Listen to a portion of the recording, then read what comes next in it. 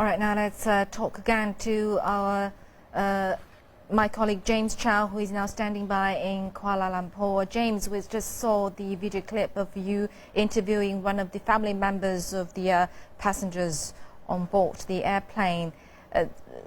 The press conference just confirmed that confirmed the sad news must be devastating to all the family members. Are there any reactions from the family members over there?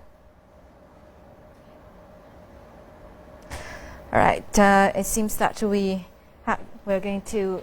Can you hear us here? Can you hear us here? James, can you hear me? All right. So we're going to be connected with James. Hours ago. Yes, I can hear you. Are you there? I can hear you. Well, James, can you tell us more reactions from the family members of the passengers? I spoke to the family a few hours ago at about 6, just after 6 p.m. this evening. I called them because I promised them that I would, because after that interview that you saw just then, which was so intense and so emotional and so raw for everybody in that room, the mother's very, very sick right now. She was very sick yesterday because she accidentally saw a picture of her son in a newspaper, in a Chinese newspaper printed over here. I called them again at 9:36 p.m. I spoke to the wife of Mr. Li Le, that's the son of that lady, and they told me that she was relatively calm. I didn't want to excite her in a way, but I had promised her that if I heard anything, I would call her.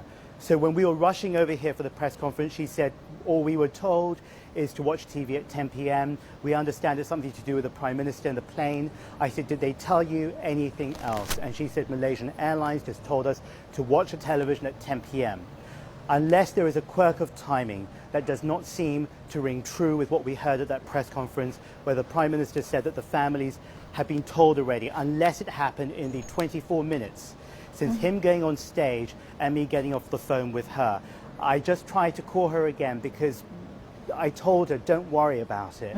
Everything will be okay, because they'd all promised each other that he'll be fine. And she didn't pick up the telephone. She hung up the telephone. So that's all we know.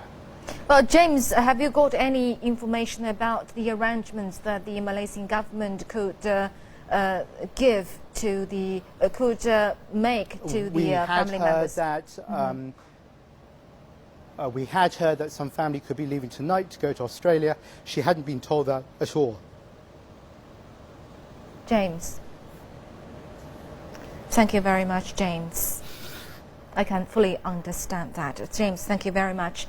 My colleague James Chow reporting from Kuala Lumpur.